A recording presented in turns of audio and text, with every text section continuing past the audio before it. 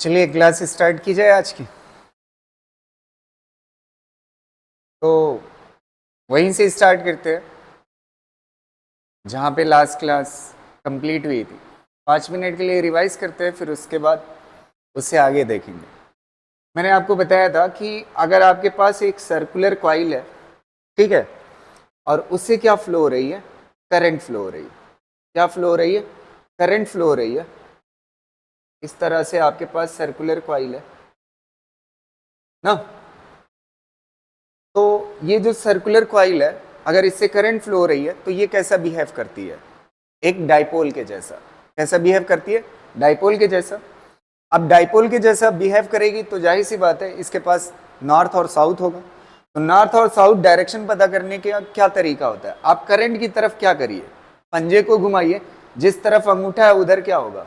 North ना। और दूसरी तरफ क्या होगा? उस दूसरी तरफ साउथ। अब इस कॉइल को आप रिप्लेस कर सकते हैं किससे? एक मैग्नेटिक मटेरियल से। ये हाइपोथेटिकल मटेरियल है ना।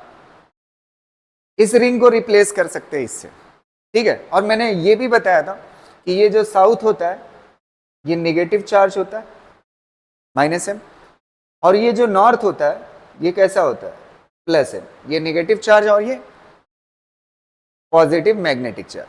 और इसके बीच की लेंथ कितना मान लेते हैं? L है। साउथ और नॉर्थ के बीच की लेंथ कितना? L है। तो आपको पता है रिंग के लिए मैग्नेटिक मतलब लूप के लिए मैग्नेटिक डाइपोल मोमेंट क्या होता है? करंट इनटू एरिया ना। ये किसके लिए? लूप के लिए। अच्छा, ये जो इसकी जगह पे ये हाइपोथेटिकल जो मैग्नेट है, इसका मैग्नेटिक डाइपोल मोमेंट क्या होता है? दोनों में से एक चार्ज इनटू दोनों के बीच की लेंथ। तो m इज इक्वल टू क्या हो जाएगा? I into area divide by length. तो ये क्या है? पोल स्ट्रेंथ बोलिए, या आप खुद के समझने के लिए इसको मैग्नेटिक चार्ज भी बोल सकते हैं। क्या बोल सकते हैं? Magnetic charge. तो ये जो मैग्नेटिक चार्ज है उसका तो ये फॉर्मूला आ गया, ठीक है। ये जो मैग्नेटिक चार्ज है उसकी वैल्यू यहां से निकाली जा सकती है। समझ आ रही ना बात? और इसकी यूनिट अगर देखी जाए तो करंट की क्या होती है? एम्पियर। और एरिया की क्या होती है? Metre square. और लेंथ मीटर। मीटर मीटर क्या हो जाएगा? कैंसिल। तो एम्पियर मीटर। अगर आप डायमेंशन लिखना चाहते हैं तो डायमेंशन लिखने का तरीका क्या होगा? एम्पियर का कैपिटल ए और मीटर मतलब लेंथ, तो ये क्या हो जाएगा? Capital L. ये हो गई डायमेंशन किसकी?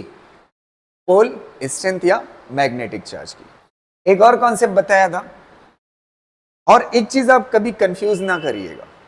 अगर करंट ऐसे बह रही है ना, करंट ऐसे बह रही है तो ना इधर अंगूठा रहा ना, तो ये किसकी डायरेक्शन है?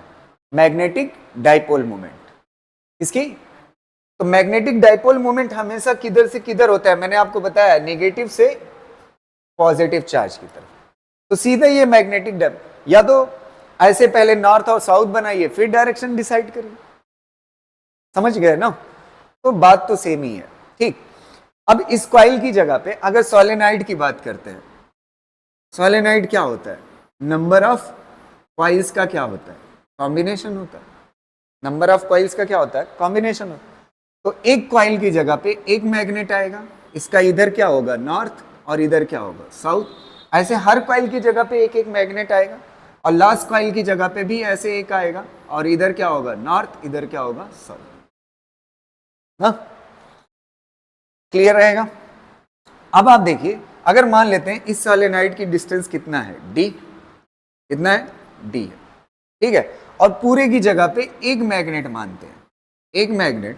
तो इसका क्या होगा? यहाँ पे नॉर्थ, और यहाँ पे क्या होगा? साउथ। और साउथ को क्या बोलते हो? -m। और इसको क्या बोलते हो? +m ना।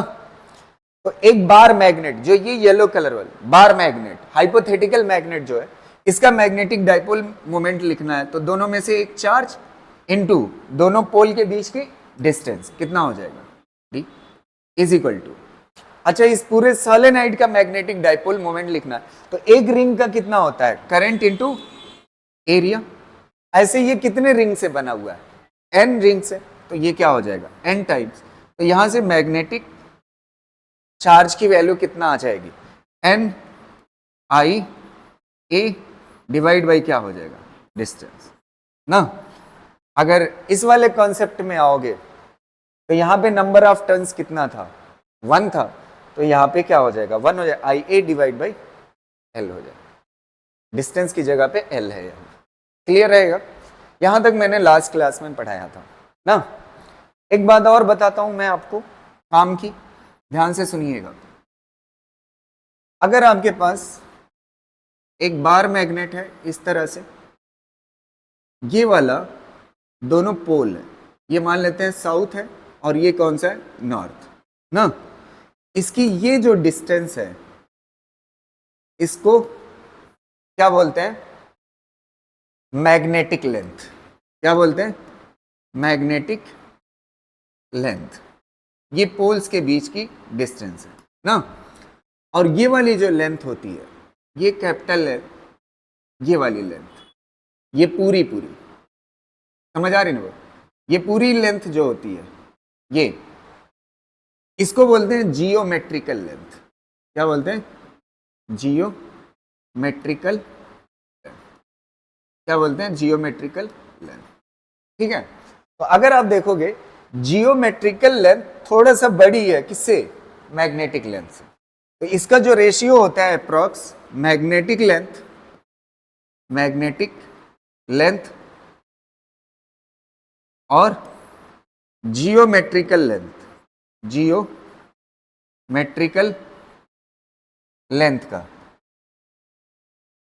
का ये कितने के बराबर होता है 0.84 अप्रॉक्स कितने के बराबर होता है 0.84 के करीब। क्लियर रहेगा? वैसे जनरली हम क्या करेंगे ना, अगर गिवन है तो एक अलग बात है, अदरवाइज हम दोनों को कैसा लेके चलेंगे सेम ही लेके चलेंगे अपनी कैलकुलेशन में। क्लियर रहेगा? तो चलिए इसको लिख लीजिए। अब देखिएगा यहां तक हो जाने के बाद ये वाला जो कॉन्सेप्ट है देख लेना एक बार कि जब एक सोलेनाइड रिप्लेस किया जाए किससे, एक बार मैग्नेट से, किससे रिप्लेस किया जाए बार मैग्नेट से, तो उस बार मैग्नेट का मैग्नेटिक चार्ज जो होगा वो कितने के बराबर होता है NIA डिवाइड बाई सोलेनाइड की लेंथ। इस फार्मूले को याद रखिए। चलिए एक क्वेश्चन करते हैं इसके ऊपर ताकि हमें कॉन्सेप्ट की क्लियरिटी मिल जाए। ठीक है, आइए देखते हैं इस क्वेश्चन को।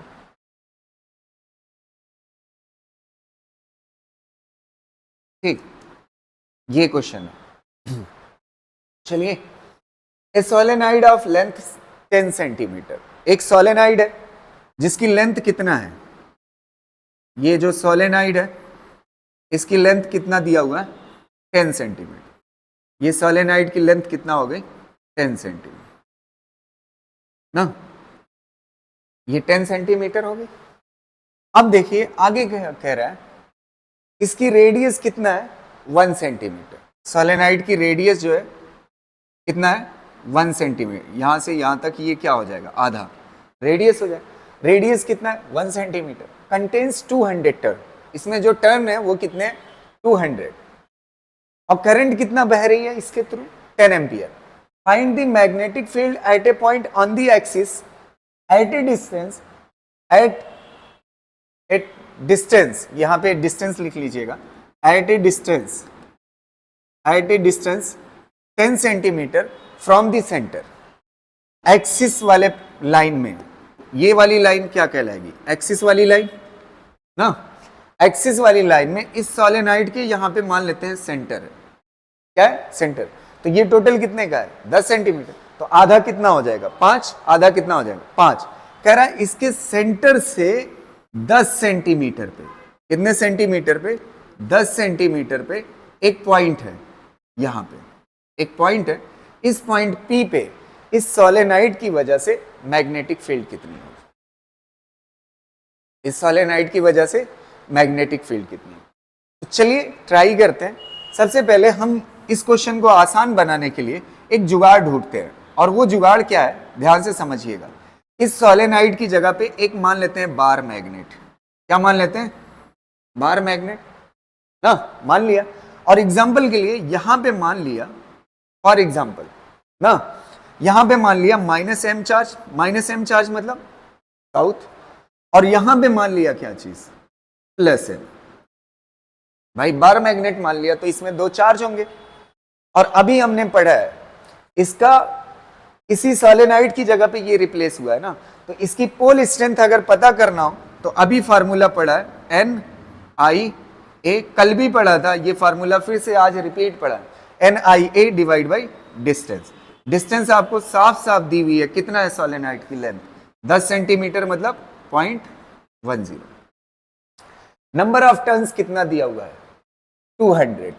कितना दिया हुआ है, 200। और करंट कितना है, 10 एम्पियर। और एरिया, रेडियस दी हुई है, रेडियस कितना है, 1 सेंटीमीटर। रेडियस कितना है, 1 सेंटीमीटर।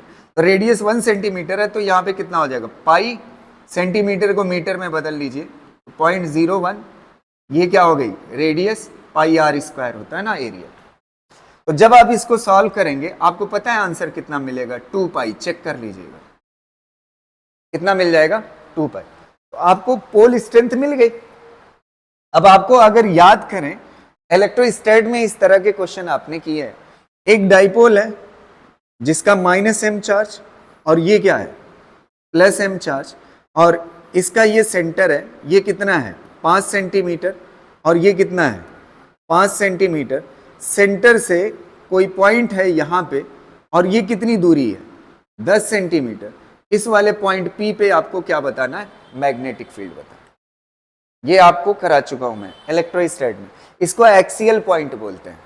क्या बोलते हैं, एक्सियल पॉइंट। तो एक्सियल पॉइंट पे, इस वाले पॉइंट पे अगर आपको मैग्नेटिक फील्ड निकालना है तो सबसे पहले मैं आपको थोड़ा सा एक बात याद दिलाने के लिए यहाँ पे, आप चाहें तो लिख लीजिएगा, ठीक है, बढ़िया से समझिएगा। सबसे पहले मैंने आपको पढ़ाया था कि अगर आपके पास एक इलेक्ट्रिक चार्ज हो Q नाम का, और यहां से डिस्टेंस कितना हो R, तो किसी Q चार्ज की वजह से किसी डिस्टेंस R पे इलेक्ट्रिक फील्ड कितना होती है, याद है, E पढ़ते थे KQ बाई ये डिस्टेंस R², पढ़ते थे।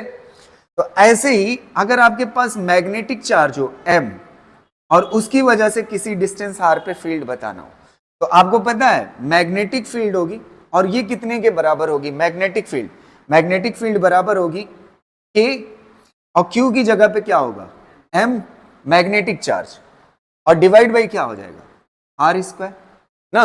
अब एक फर्क है, इस K और इस K में एक फर्क है, इस K और इस K में।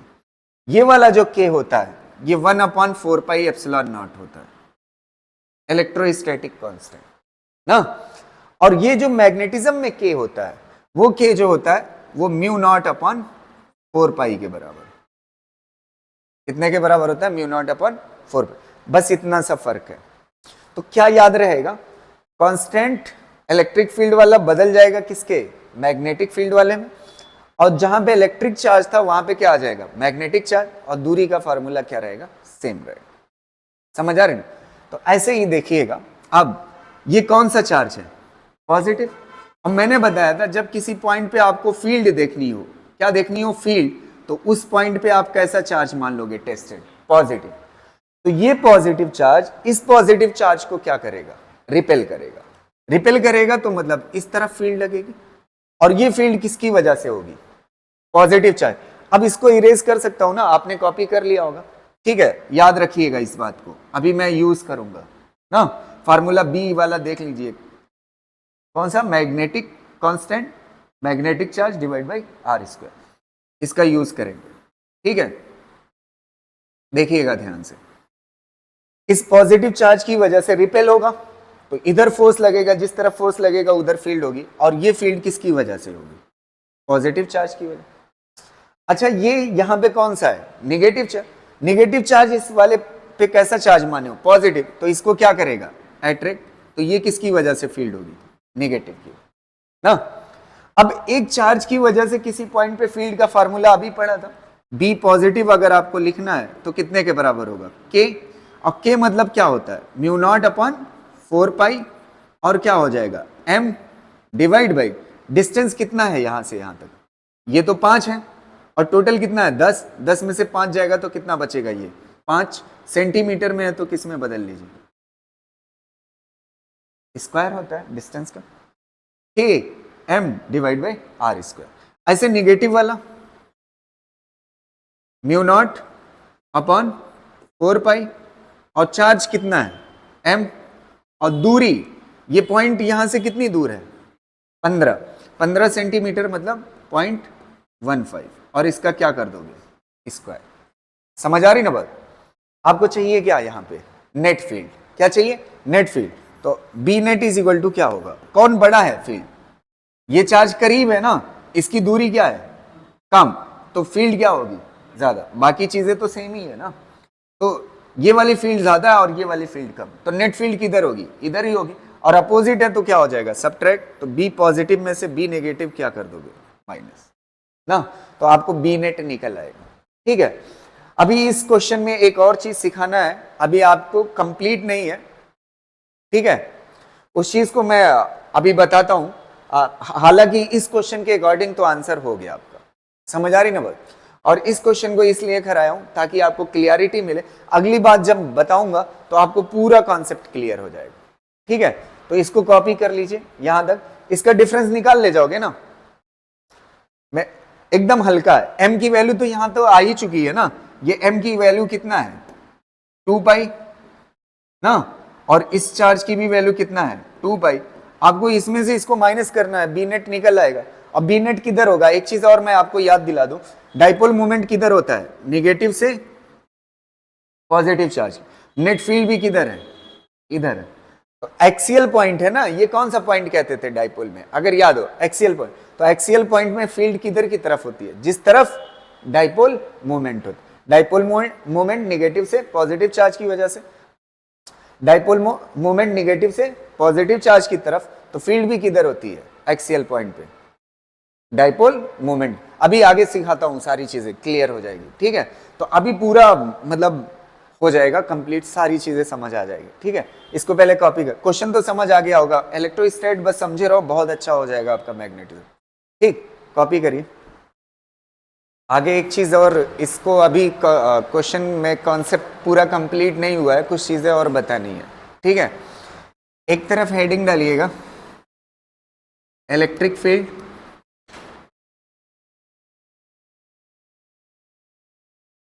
और एक तरफ हेडिंग डालिएगा मैग्नेटिक फील्ड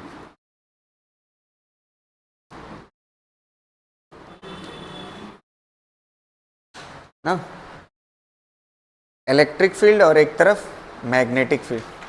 ठीक, देखिएगा हमने इलेक्ट्रोस्टैट में पढ़ा है कि अगर हमारे पास एक इलेक्ट्रिक डाइपोल हो, यहाँ पे -q और यहाँ पे +q चार्ज, ठीक है, -q और +q चार्ज हो, और इसका ये वाली लेंथ l और ये वाली लेंथ l यहां से एक पॉइंट x डिस्टेंस पे हो, कितने डिस्टेंस पे हो x डिस्टेंस पे, तो इस पॉइंट को क्या बोला जाता था एक्सियल पॉइंट, क्या बोला जाता था एक्सियल पॉइंट।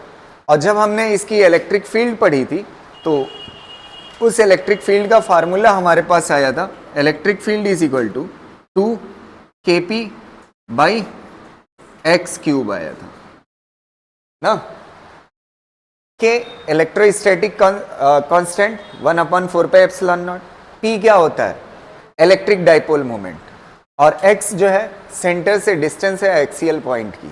समझ आ रही ना बात। तो ऐसे ही अगर मैग्नेटिक डाइपोल हो -m +m और इसकी बीच की लेंथ l और l, ये यहां से कितनी डिस्टेंस पे पॉइंट हो x डिस्टेंस पे हो, यहां पे पॉइंट हो, तो इसके मैग्नेटिक फील्ड का फार्मूला कितने के बराबर होगा 2km divide by x cube. जहां पे इलेक्ट्रिक डाइपोल मोमेंट था वहां पे क्या आ जाएगा मैग्नेटिक डाइपोल मोमेंट, और जहां पे इलेक्ट्रोस्टैटिक कांस्टेंट था यहाँ पे k क्या था 1/4πε0, यहाँ पे k कितने के बराबर होगा μ0/4 पाई के बराबर हो, 4 पाई के बराबर μ0/4 पाई। अच्छा, इलेक्ट्रिक फील्ड की डायरेक्शन किधर होती थी इस पॉइंट पे, याद है? इलेक्ट्रिक डाइपोल इधर होता था, तो इसी डायरेक्शन में होती थी इलेक्ट्रिक फील्ड ई नेट ना, याद है? समझ आ रही ना? तो ऐसे ही अगर कहीं ना कहीं रिलेट करके देखोगे, अच्छा एक चीज आपके जहन में आ रही है, जो पिछला क्वेश्चन किए हैं वो ऐसा ही तो था, लेकिन उसमें इस फार्मूले से नहीं कैलकुलेट किए। इस फार्मूले का एक स्पेशल रीजन है, इसके पीछे रीजन क्या है? ये जो x है ना, x क्या होना चाहिए? Much much greater than l होना चाहिए। मतलब जो ये l है ना, डाइपोल के बीच की दूरी, आधी दूरी, उसके कंपैरिजन में ये जो डिस्टेंस है सेंटर से पॉइंट की, वो अगर बहुत बड़ी है तब ये फार्मूला एप्लीकेबल है, तब ये फार्मूला एप्लीकेबल। लेकिन अगर पिछले क्वेश्चन में आप जाओगे, पिछले क्वेश्चन में पलट कर इस बात को देखोगे, तो ये वाली दूरी कितना थी? 10 सेंटीमीटर। x की वैल्यू 10 सेंटीमीटर थी और l की वैल्यू कितना थी? 5। तो x के कंपैरिजन में 5 नेग्लिजिबल नहीं है, तो इसलिए उस फार्मूले का यूज यहां पे नहीं कर सकते थे। समझ आ रही ना बात? वो वाला फार्मूला क्या स्पेशल केस है, जब x बहुत बड़ा हो as compare to l। Clear रहेगा ना? तो चलते हैं फिर से उस पेज पे, यहां तक हो गया। अच्छा, एक और पढ़ा था, अगर यहां पे माइनस क्यू है और यहां पे क्या है? प्लस क्यू है, ठीक है, और पॉइंट कहां पे हो? ये L और ये L, पॉइंट यहां पे हो, इस पे फील्ड जाननी हो, इलेक्ट्रिक फील्ड, तो इस पे फील्ड का फार्मूला होता था इलेक्ट्रिक फील्ड का kp अपॉन एक्स क्यूब होता था, इतना होता था। और इसकी जो डायरेक्शन हुआ करती थी वो कैसी हुआ करती थी? डाइपोल मोमेंट इधर होता था और इसके क्या होती थी? अपोजिट होती थी। समझ आ रही ना बात? तो ऐसे ही अगर मैग्नेटिक फील्ड के लिए लिखोगे, मैग्नेटिक फील्ड मैग्नेटिक डाइपोल की वजह से minus m plus m, minus m plus m, और ये हो गया आपका इक्वेटोरियल पॉइंट, ठीक है। इस पॉइंट को क्या बोलते थे? इक्वेटोरियल। तो मैग्नेटिक डाइपोल मूवमेंट ऐसे होगा तो फील्ड की डायरेक्शन ऐसे होगी, और B इज इक्वल टू कितना होगा? K m by x Q ना। समझ आ रही ना बात? अगर आप देखोगे, ये बात भी आप देख सकते हो, जो एक्सियल पॉइंट पे फील्ड होती है वो इक्वेटोरियल की क्या होती है? 2 गुना होती है ना। इक्वेटोरियल की क्या होती है? 2 गुना। वहां पे मैंने इलेक्ट्रोस्टैट में इस बात को भी लिखाया था। अब इतना तो समझदार हो ही कर सकते हो, ठीक, कर लीजिए इसको।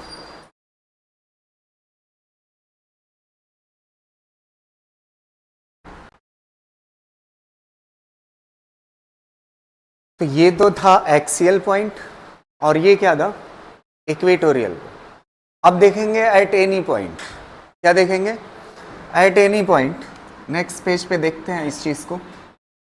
Eight any point, eight any point पे अगर ये इलेक्ट्रिक डाइपोल है आपका माइनस क्यू और ये प्लस क्यू, ठीक है, और यहां से सेंटर से यहां पे कोई पॉइंट है x दूरी पे, ये लेंथ l, ये लेंथ l, और ये एंगल कितना है? थीटा। तो एट एनी पॉइंट पे इलेक्ट्रिक फील्ड का फार्मूला क्या हुआ करता था? E is equal to k p by x cube under root 1 plus 3 cos square theta, ये होता था, ठीक है। अब ऐसे मैग्नेटिज्म के लिए लिखना है, मतलब हाइपोथेटिकल मैग्नेट के लिए, तो ये माइनस एम और ये प्लस एम, और इससे x दूरी पे पॉइंट है, इस पॉइंट पे फील्ड लिखना है, तो ये L और ये L ना। तो इस पे मैग्नेटिक फील्ड का फार्मूला होगा k m by x cube और under root 1 plus 3 cos square theta. ये वाला फार्मूला याद रहे, तब भी एक्सियल और इक्वेटोरियल का काम निपट सकता है। अगर ये पॉइंट ऐसे हो जाएगा तो एंगल क्या हो जाएगा? 0। कॉस 0 की वैल्यू क्या होती है? 1। तो 3 प्लस 1 कितना हो जाएगा? 4, और 4 का रूट कितना हो जाएगा? 2। तो ये वाला पॉइंट क्या कहलाएगा? एक्सियल कहलाएगा। क्या कहलाएगा? एक्सियल। और अगर ऐसे कर दोगे तो एंगल कितना हो जाएगा? 90, और कॉस 90 की वैल्यू क्या होती है? 0। तो ये वाला टर्म 0 हो जाएगा, कितना बचेगा? के पी बाई एक्स क्यूब। तो ये कौन सा हो जाएगा? इक्वेटोरियल। तो दोनों चीजें इसके अंदर है, ठीक है।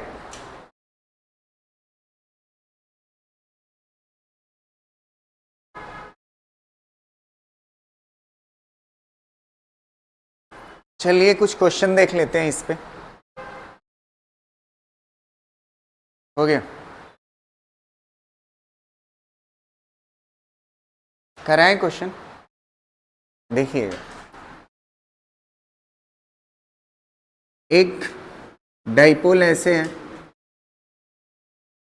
ना, और एक ऐसे है, दोनों का डाइपोल मोमेंट सेम है, m और m है ना, और यहाँ पे एक सेंटर पे पॉइंट है, यहाँ से डिस्टेंस जो है x है सेंटर से, और ये डिस्टेंस कितनी है, x है, ये भी, ये साउथ है, ये नॉर्थ है, ये साउथ है और ये नॉर्थ है, ठीक। अब इस पॉइंट पे बी नेट आपको बताना है, बी नेट कितना होगा इस डाइपोल की वजह से। इसी क्वेश्चन को ऐसे भी दे सकते थे, एक एरो ऐसे करते, एक एरो ऐसे करते, और यहाँ सेंटर पे पॉइंट है, यहाँ से डिस्टेंस कितना है, x है, और यहाँ से डिस्टेंस कितना है सेंटर से, ये वाली डिस्टेंस कितना है, x है। समझ आ रही ना बात? तो ये डाइपोल मतलब जिधर एरो होगी उधर नॉर्थ, और जिधर पिछले हिस्से में कैसा होगा, साउथ होगा। तो बात तो सेम ही है ना, क्लियर है। अब आप बताइए बी नेट कितना होगा। सबसे पहले ये वाला पॉइंट जो है इस वाले डाइपोल के लिए कैसा है, एक्सियल या इक्वेटोरियल, एक्सियल है, तो एक्सियल होगा तो ये फील्ड किधर बनती है, डाइपोल मोमेंट की तरफ ना। ऐसे ही इसकी भी किधर, इसका डाइपोल मोमेंट इधर है ना, तो इसकी भी किधर बनेगी, इधर ही बनेगी। तो ये दोनों फील्ड एक ही तरफ है, दोनों क्या हो जाएगी, ऐड। अच्छा, इसकी वजह से फील्ड लिखते हैं अगर एक की वजह से, ये वाले की वजह से, तो कितना होगा, के p by x cube, axial है तो क्या लग जाएगा, 2 लग जाएगा ना। तो ये एक डाइपोल की वजह से। अच्छा, सेम डिस्टेंस सेम डाइपोल ये भी है, तो इसकी भी वजह से सेम ही होगा, तो कितना हो जाएगा, 2 गुना, तो ये हो जाएगा आपका बी नेट। समझ आ रही ना बात, बस आंसर हो गया है। के की जगह पे आप क्या पुट कर सकते हो, म्यू नॉट अपॉन 4 पाई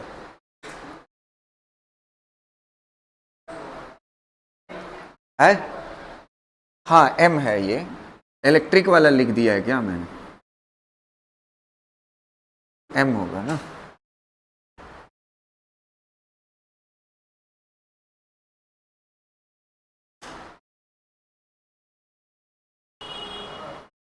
अगला क्वेश्चन कराते हैं, देखो नेक्स्ट क्वेश्चन। एक डाइपोल इधर है, साउथ नॉर्थ ना, और एक डाइपोल इधर है, साउथ नॉर्थ ना, और इसका डाइपोल मोमेंट m, इसका भी डाइपोल मोमेंट m ना। यहाँ पे पॉइंट है, यहाँ से दूरी कितना है, x ना, और यहाँ से भी दूरी कितना है, x है। तो इस पॉइंट पे आपको क्या बताना है, बी नेट बताना है। क्या बताना है, फाइंड बी नेट, ठीक है। सबसे पहले एक चीज आप देखोगे, इस वाले डाइपोल के लिए ये वाला पॉइंट कैसा है, एक्सियल या इक्वेटोरियल, एक्सियल है। और फील्ड, अब मैग्नेटिक डाइपोल मोमेंट इधर है ना, तो फील्ड किधर होगी, इसी की लाइन में होगी ना, और इसकी वजह से इधर है डाइपोल मोमेंट, इसके लिए भी ये क्या है, एक्सियल, तो इधर होगी फील्ड। अच्छा, कितने के बराबर होगी, दोनों एक्सियल फील्ड बन रही है ना, तो इसकी वजह से एक्सियल बन रही है, तो कितना होगी, 2 kp बाई एक्स क्यूब, और ये कितना होगा, 2 kp बाई एक्स क्यूब। अरे यार लगातार p लिख दे रहा हूं मैं, m, और ये कितना होगा, m। अच्छा, रिजल्टेंट कितना आएगा, √2 km by x cube, resultant field आ जाएगी। समझ आ रही ना बात?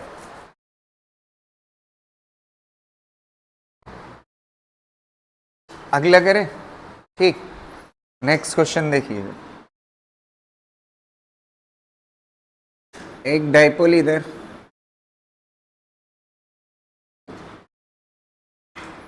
साउथ नॉर्थ,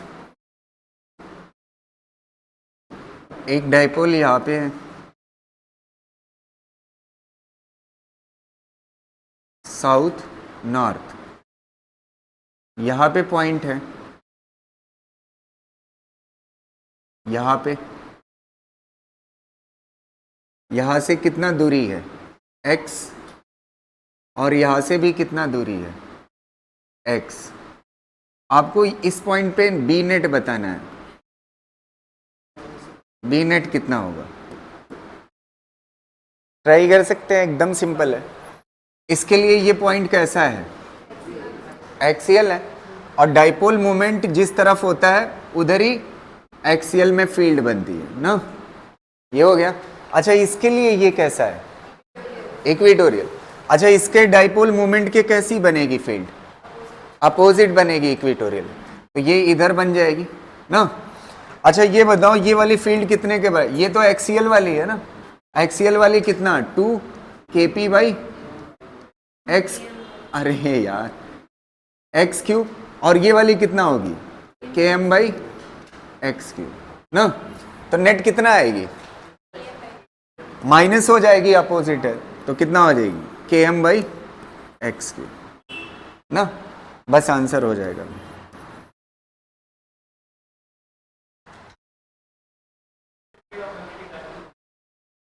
अगर एक्सियल है तो सेम, और अगर इक्वेटोरियल है तो अपोजिट। ठीक है, एक क्वेश्चन और कराता हूं, ये वाला,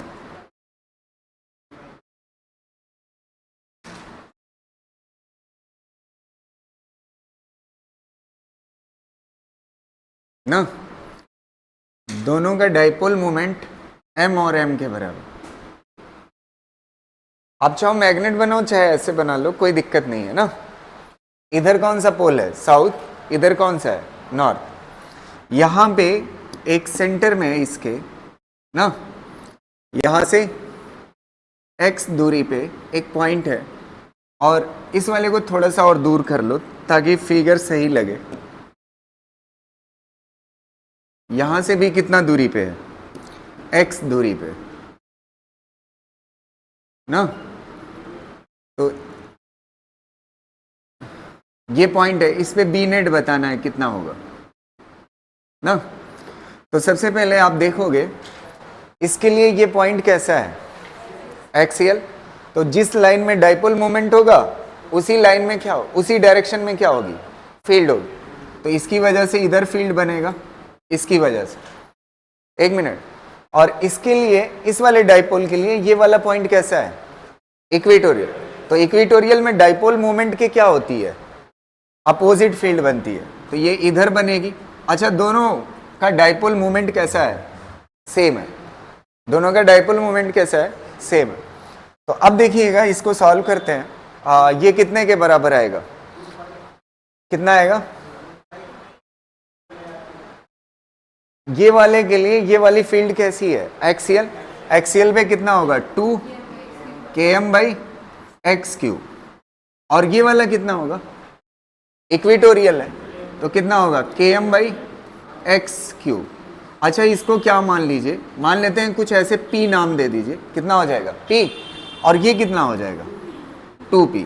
तो दो वेक्टर हैं, एक p है और दूसरा 2p, और दोनों कितने डिग्री पे हैं, 90 पे, तो under root p square plus 2p का होल स्क्वायर, तो कितना हो जाएगा, ये कितना हो जाएगा p square plus 4p square, ये कितना हो जाएगा 5p स्क्वायर। स्क्वायर रूट को क्या कर देगा, हटा देगा, तो कितना बचेगा √5p। ये हो जाएगा बी नेट, और p की वैल्यू कितने के बराबर है, √5p कितने के बराबर है, km बाई, बस आंसर हो गया। ठीक है, आराम से कर सकते हो।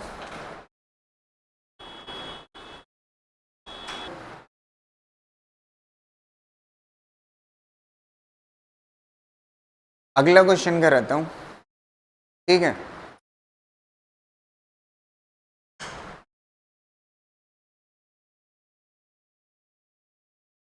नेक्स्ट देखिएगा,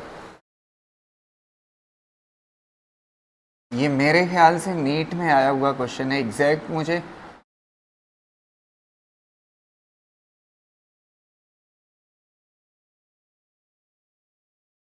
देखो, two identical bar magnets are fixed with their centres.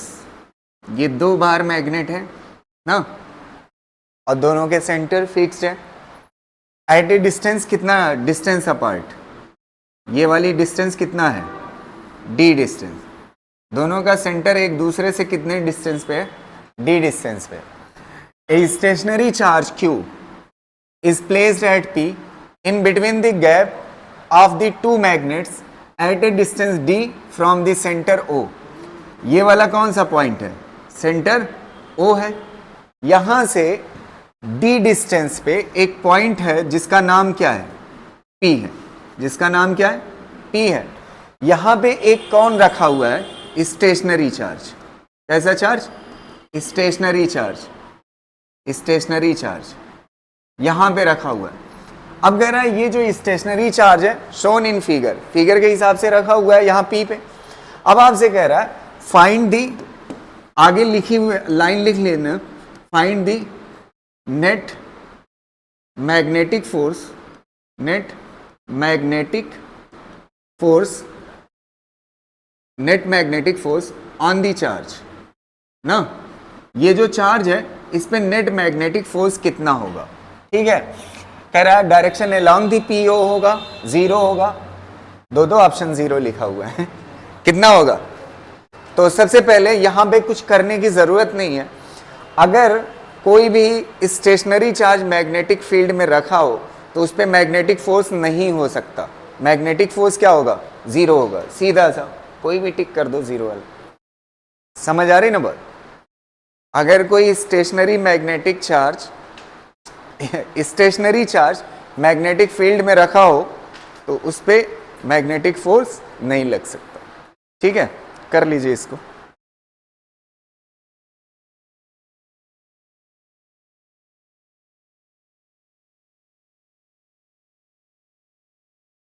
हो गया, चलो अगली चीज देखते हैं।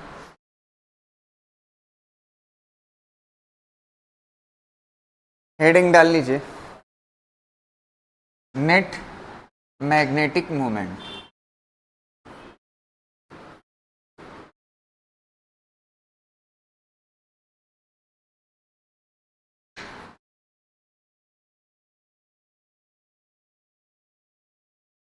नेट मैग्नेटिक मोमेंट, ठीक है। इसको आप समझिएगा, नेट मैग्नेटिक मोमेंट क्या होता है। अगर आपके पास इस तरह से डाइपोल हो, एक डाइपोल जिसका मैग्नेटिक मोमेंट m1 और ये दूसरा डाइपोल जिसका मैग्नेटिक मोमेंट m2, और इसके बीच का एंगल कितना है, थीटा। तो अगर इसका रिजल्टेंट डाइपोल मोमेंट चाहिए तो ये सिंपल दो वेक्टर है, क्या है, दो वेक्टर है। और दो वेक्टर का रिजल्टेंट कैसे निकालते हो, अगर उसके बीच का एंगल पता हो, under root A square plus B square plus 2m1 m2 cos theta. बस ये हो गया, ठीक है। और कुछ चीज़ें मैंने आपको बताई थी कि इसमें कोशिश करिए कि आपको रटी रहे हमेशा, खास करके वेक्टर जहाँ पे यूज़ होता है। अगर दो वेक्टर इस तरह से, एक दोनों का इक्वल मैग्नेटिक डाइपोल मोमेंट है, दो डाइपोल ऐसे लगे हुए, दोनों के बीच में एंगल कितना है, 90 है, तो सीधा इसका रिजल्टेंट कितने के बराबर होगा, √2m। अगर इनके बीच में एंगल कितना है, 90।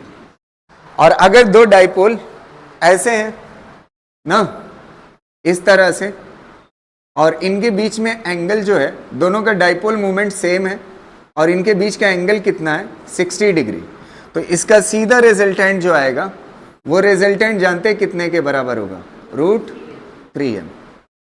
अगर ना यकीन आए तो इसको इसमें रख करके देख लीजिए, ठीक है। एंगल की वैल्यू कितना है, 60 है, cos 60 की वैल्यू 1/2 होती है। 1/2 2 को क्या कर देगा, कट कर देगा। m square m square m square कितना हो जाएगा 3m स्क्वायर, और ऊपर अंडर रूट यही आएगा। ठीक है, और एक बात बताई थी कि ये भी रटा होना चाहिए, अगर एक मैग्नेटिक डाइपोल मोमेंट ऐसे है और दूसरा कितने पे है 120 पे है, तो इसका रिजल्टेंट कितना आएगा, कितना आएगा m आएगा, सीधा कितना आएगा m आएगा।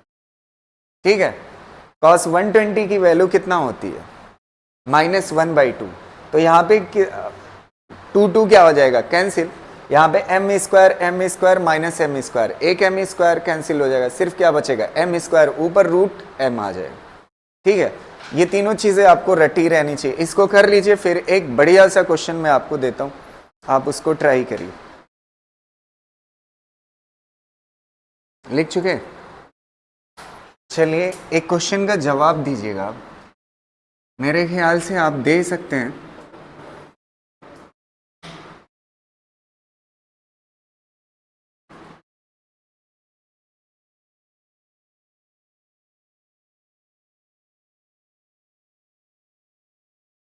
ये इक्विलेटरल ट्रायंगल है, कैसा है इक्विलेटरल ट्रायंगल है। यहाँ पे एक मैग्नेटिक डाइपोल मोमेंट m, यहाँ पे m, यहाँ पे m ना, इसका नेट डाइपोल मोमेंट कितना होगा, कितना होगा 0।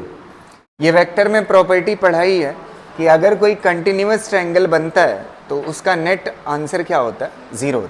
तो यहाँ पे मैग्नेटिक मोमेंट है तो m कितने के बराबर होगा 0 के। अब इसी क्वेश्चन को थोड़ा सा फॉर्मेट में चेंज करता हूं, ऐसे 1 2 और ये 3 ना, m m m, इस बार कितना होगा, लगाइए दिमाग। m, अच्छा चलो मैं तुम्हें हिंट करता हूं, पहले इसी तरीके से बता रहा हूं, दो तरीका मैं आपको बताऊंगा इसको सॉल्व करने का, ध्यान से सुनिएगा, इधर देखो। अच्छा ये बताओ, इन दोनों का ये दोनों कंटिन्यूअस है ना, इन दोनों का रिजल्ट कितना आएगा बताइए, ओवरऑल का कितना है। तो इसका मतलब मेरी बात समझिएगा, इन दोनों का जो आएगा वो m के बराबर आएगा, ऐसे आएगा ना, इन दोनों का m हुआ, इन दोनों का ये m आया ना। अब ये दोनों मिलके कितना, एक इधर कितना आएगा, ऐसे ही सोचो, यही दो, ये जो दोनों है ना, यही तो ये दोनों हैं, तो इन दोनों का कितना आएगा m, और m कितना हो जाएगा 2m। समझ आ रहे, अगर ये इधर होता तो कितना हो जाता 0 हो जाता, तो कितना आंसर आ जाएगा 2m। हाँ बोलिए।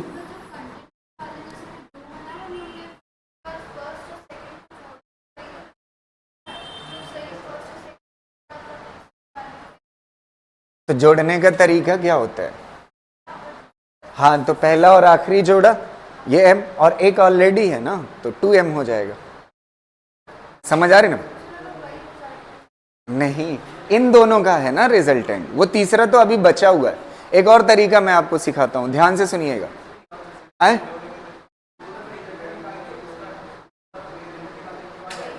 एक मिनट, वही एक और तरीका मैं सिखा रहा हूं, सुनिएगा कैसे करते, एक मिनट देखना। इक्विलेटरल है तो ये वाला एंगल कितना है 60, तो मैंने आपको बोला है, ये बात बताया है कि पैरेलल शिफ्टिंग वेक्टर की पॉसिबल है। तो अगर आप इसको चाहते हो तो इसको ऐसे बना लो ना, इसको ऐसे बना लिया इस वाले को, तो ये निपट गया इसके साथ, ये m हो गया ना, इसका काम हमने कर दिया। अच्छा ये बताओ, ये 60 है तो ये कितना होगा 120। अच्छा अभी मैंने पढ़ाया, अगर m और m दोनों कितने पे हों 120 पे, तो इसका रिजल्टेंट कितना आता है m आता है ना। अच्छा ये बताओ, ये निपटा दिया, ये निपटा दिया, इन दोनों का ये वाला आ रहा है, दो निपट गए, बचा ये। अच्छा ये कितने डिग्री पे है इस वाली लाइन से 60 ना, तो अगर आप देखोगे m और m का रिजल्टेंट भी तो 60 ही पे आएगा ना, तो ये वाली लाइन पे, अच्छा ये वाला बचा हुआ है, तो पैरेलल शिफ्टिंग पॉसिबल है। अगर इसको ला करके यहाँ पे शिफ्ट करोगे तो इस पे ऐड नहीं हो जाएगा, तो mm कितना हो जाएगा 2m, यहां से भी आ सकता है। समझ आ रही ना वो?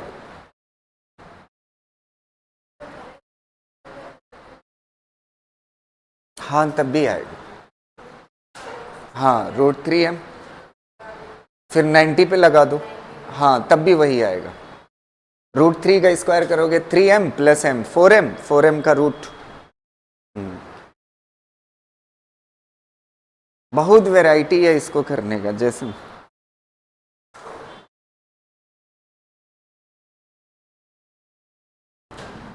अच्छा ये बताओ, मैग्नेटिक डाइपोल मोमेंट जो है वो वेक्टर क्वांटिटी है।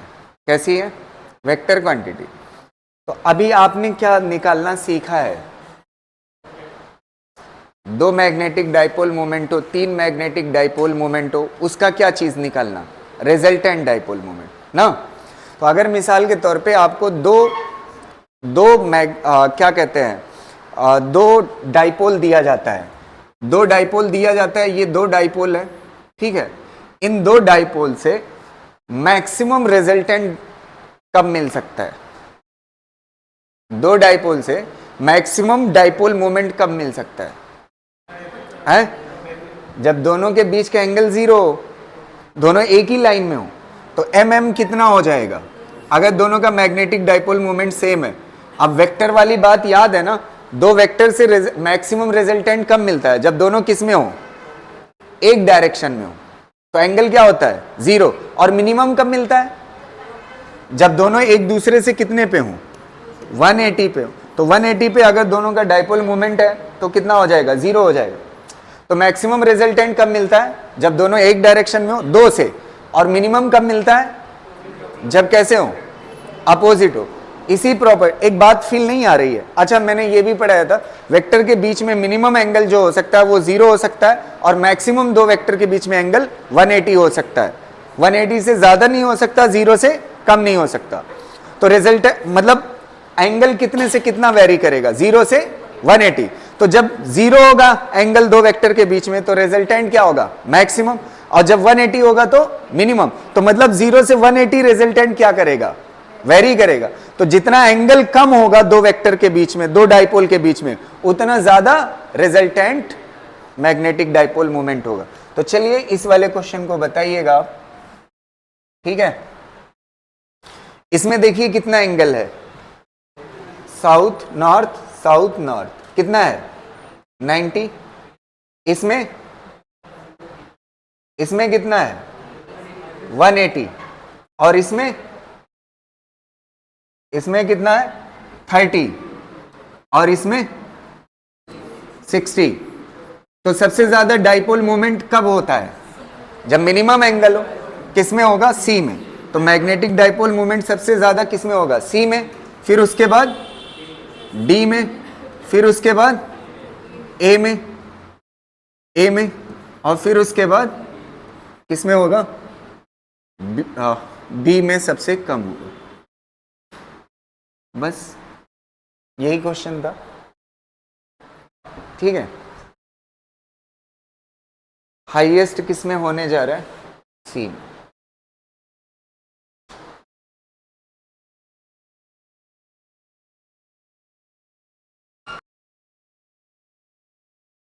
हो गया कि नहीं? ठीक है। चलिए एक चीज और देखिएगा। अभी तक आपने बार मैग्नेट ऐसे सीधा सीधा देखा है। अगर बार मैग्नेट ऐसे हो ना, इस तरह से टेढ़ा, और यहां पे क्या हो? साउथ, और यहां पे क्या हो? नॉर्थ। और साउथ मतलब -m और नॉर्थ मतलब +m। अगर इसका मैं आपसे मैग्नेटिक डाइपोल मोमेंट पूछूं, m मैग्नेटिक डाइपोल मोमेंट, तो आप क्या करते हो? दोनों में से एक चार्ज इनटू क्या होता है? लेंथ। अब लेंथ ये वाली लोगे या ये वाली लोगे? कौन सी ली जाएगी? Minimum distance. तो इसको क्या बोलते हो? L effective. क्या बोलते हैं? L effective. तो इसको आप क्या कह सकते हो? L इफेक्टिव लेना ना। अब अगली चीज समझिएगा, रुक जाइए। इसके ऊपर नीट में क्वेश्चन पूछा जाता है, ठीक है। उसको ध्यान से समझिएगा। क्वेश्चन कैसे पूछा जाता है उसको समझते हैं। अगर आपके पास एक बार मैग्नेट है ऐसे सीधा सीधा ना, ऐसे सीधा सीधा एक बार मैग्नेट है, इधर -m और इधर +m ना। और मान लेते हैं इसके बीच की लेंथ कितनी है, l है ना। अब इसको क्या किया हमने, इस बार मैग्नेट को मोड़ करके ऐसे क्या बना लिया, हाफ रिंग बना लिया। क्या बना लिया, हाफ रिंग बना लिया इसी बार मैग्नेट। अच्छा, इसका मैग्नेटिक मोमेंट इनिशियली कितना था, दोनों में से एक चार्ज इनटू लेंथ, ये था। अब जब ये नया बार मैग्नेट बन गया और ये कैसा है, हाफ सर्किल है, तो यहां पे क्या होगा, -m और यहां पे क्या होगा, +m ना। हाफ सर्किल है तो हाफ सर्किल है। अच्छा ये बताइए, इसका मैग्नेटिक मोमेंट नया आएगा m' और वो कितने के बराबर होगा, दोनों में से एक चार्ज इनटू लेंथ में क्या लोगे, कितना, 2r, ये वाली डिस्टेंस ना, ये वाली डिस्टेंस लोगे तो ये क्या होगा, रेडियस ना, r और r कितना हो जाएगा, 2r। यहां तक हो गया। अब इसका कंपैरिजन करने को बोलता है, ये जो नया वाला डाइपोल मोमेंट है कितना बड़ा या छोटा है इस वाले डाइपोल मोमेंट से, इनिशियल जो डाइपोल मोमेंट था उससे इसका क्या रिलेशन है। तो मुझे एक चीज दिख रहा है, यहां पे L दिख रहा है, यहां पे R दिख रहा है, तो अगर मैं R को हटा दूं तो मैं कंपैरिजन कर पाऊंगा। तो R को हटाने की कोशिश करते हैं। देखना, ये आधा सर्किल की लेंथ कितना होती है, पूरी कितने के बराबर होती है, 2πr, तो आधा कितने के बराबर, πr। अब πr कितने के बराबर होगा, कितने के बराबर है, L के बराबर। तो R इज इक्वल टू कितना हो जाएगा, L/π ना। तो यहाँ पे R की जगह पे क्या लिख सकते हो, L/π। अगर आप ध्यान से देखोगे ये इतना हिस्सा कितने के बराबर है? तो m' बराबर हो जाएगा 2 times of m divide by pi. अच्छा, पिछले वाले डाइपोल मोमेंट से घट गया ना, कम है, ये 2 है और ये 3.14 है, तो कम हो गया ना। अब एक चीज सुनिएगा, रुकिएगा 1 मिनट, अब डिफिकल्टी देखिएगा, थोड़ा ध्यान से समझिएगा इस कॉन्सेप्ट, सुनना मेरी बात। अगर इसको मोड़ करके ऐसे आधा सर्किल बनाया, तो आधा सर्किल बनाया तो सीधा पता चल गया आधा सर्किल मतलब πr। अब पता चला उसने क्या किया, उसने जुगाड़ क्या किया, इसको आर्क में बदला, सर्किल में नहीं बदला। किसमें, जैसे हाफ सर्किल था ना, तो हाफ सर्किल था तो ये लेंथ कितने के बराबर थी, हाफ सर्किल की, πr। अब πr बराबर किसके था, L के। अब इस लेंथ को इसने आर्क में बदला, किसमें बदला, आर्क में। और ये आर्क मान लेते हैं ये कितने डिग्री का है, 60 डिग्री का। कितने डिग्री का, 60 डिग्री। तो अगर ये सर्किल का पार्ट है ये आर्क, तो एक चीज मैं लॉजिकली कह सकता हूं, ये अगर R है, ये R है, तो ये भी कितना होगा, R होगा ना। अब आपको पता है डिफिकल्टी क्या है, जब इस वाले से करोगे डिफिकल्टी ये होगी कि ये जो R की वैल्यू है, ये जो R की वैल्यू है, पिछले वाले में बड़ी आसानी से कह दिया था πr बराबर है किसके, L के। इस वाले में निकालना पड़ेगा, आपको कैलकुलेशन करना पड़ेगा, टाइम आपका जाएगा। क्या जाएगा, टाइम। तो इसका मैं एक जुगाड़ बताता हूं सीधा। इसका जुगाड़ क्या होगा, देखना ना, आपको कुछ नहीं करना पड़ेगा, आपको m' चाहिए ना, m' is equal to m times of पहले जो मैग्नेटिक डाइपोल मोमेंट था, साइन θ/2 डिवाइड बाई θ/2। इस फार्मूले से आप आंसर ला सकते हो ना। अब देखिए, पढ़िए, एंगल कितना है, कितना बना रहा है, 180। साइन 180 डिवाइड बाई 2 कितना हो जाएगा, साइन 90। ओए, साइन 180 डिवाइड बाई 2 कितना हो जाएगा, साइन 90। साइन 90 की वैल्यू 1, क्या बचेगा ऊपर, m। अब ये थीटा है ना, थीटा कितना है, 180। 180 डिवाइड बाई 2 कितना होगा, 90। साइन 90 मतलब उसमें रेडियन में बोलना, कितना होगा, 90 को क्या लिखते हो, π/2। देखिए आ रहा है कि नहीं आंसर। तो आप इस चीज की कैलकुलेशन से आप बच जाओगे। समझ आ रही ना बात, ये जुगाड़ है, जल्दी ला सकते हैं।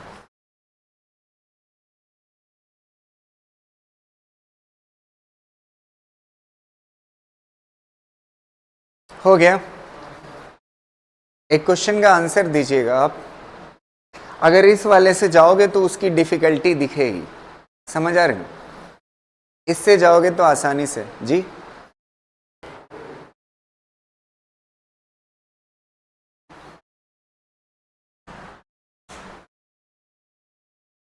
हो गया?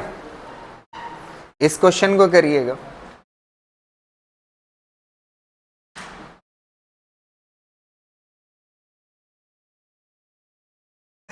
और बताइए फटाफट कौन सा आंसर होगा सही। एंगल कितना दिया हुआ है? 60। ट्राई करके बताइए कौन सा सही है। सी ना, 3m/π, हाँ सही है।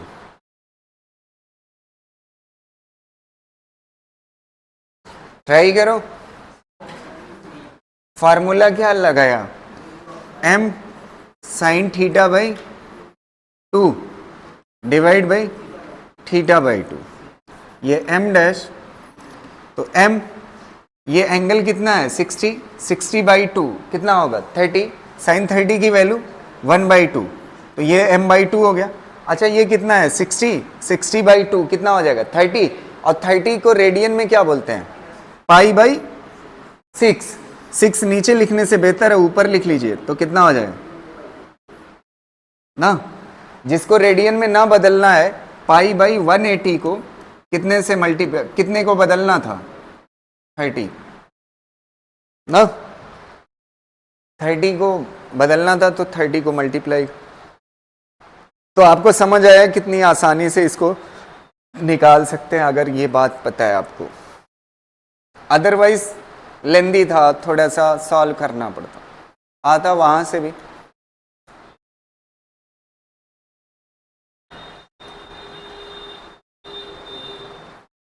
अगला एक क्वेश्चन मैं आपको होमवर्क के लिए देता हूं, ठीक है? जो बार मैग्नेट पढ़ाया, थोड़ा सा मैं एक्सप्लेन भी कर दूंगा। हो गया? लिख लीजिए जल्दी से। हो गया ना ये? अगला देखिएगा, ये होमवर्क के लिए क्वेश्चन देखिए ना। देखो इस क्वेश्चन को, ये D1 और D2 का रेशियो पूछा है। थोड़ा सा है मैग्नेटिक फील्ड का क्वेश्चन, लेकिन रेशियो किसका पूछा है? D1 और D2 का रेशियो पूछा है। ये D1/D2 पूछा है। तो अगर D1/D2 पूछा है, तो सबसे पहली चीज, इस वाले मैग्नेट के लिए ये जो पॉइंट है ना, ये कैसा है? एक्सियल है। कैसा है? एक्सियल है। तो डाइपोल मोमेंट इधर होगा तो फील्ड इधर होगी ना। अच्छा इस वाले के लिए ये पॉइंट कैसा है? इक्वेटोरियल। अच्छा इधर है डाइपोल मोमेंट, तो किधर होगी फील्ड? ऊपर होगी ना। तो इसकी वजह से ये वाली फील्ड है, मान लेते हैं B1, और इसकी वजह से, इस वाले की वजह से ये है, मान लेते हैं क्या? B2। अब कह रहा है ना, ये यहां पे एक नीडल रखी हुई थी, वो नीडल ना इधर है ना इधर है, बीच में। किधर है? बीच में कहीं ऐसे है। तो अगर ऐसे है तो आप ये बताइए D1 और D2 का रेशियो क्या होगा? तो थोड़ा सा मैं हिंट करता हूं आपको, ये वाला एंगल कितना होगा? 90 माइनस थीटा ना। तो एक मिनट समझना, ये वाला कंपोनेंट क्या कहलाएगा? B1 एंगल लगा हुआ है ना, cos 90 माइनस थीटा ना, cos 90 माइनस थीटा। और ये वाला कंपोनेंट दूसरा वाला कितना कहलाएगा? ये cos हो गया और ये क्या हो जाएगा? साइन। ये क्या हो जाएगा?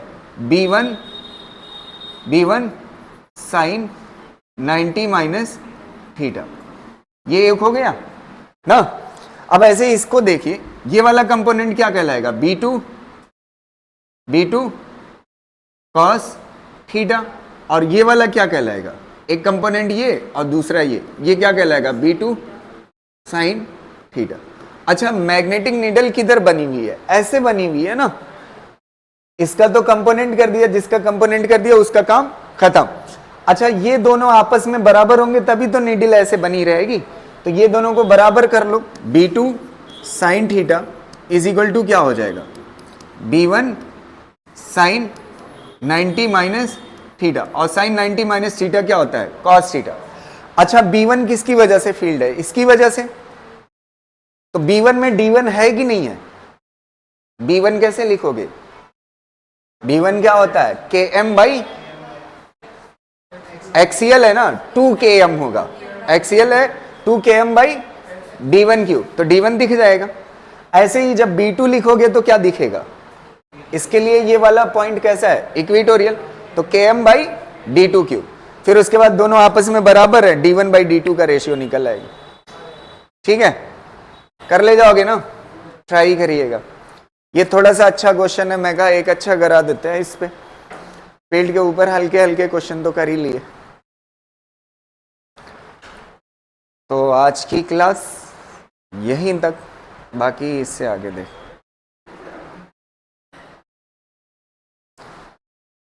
Thank you.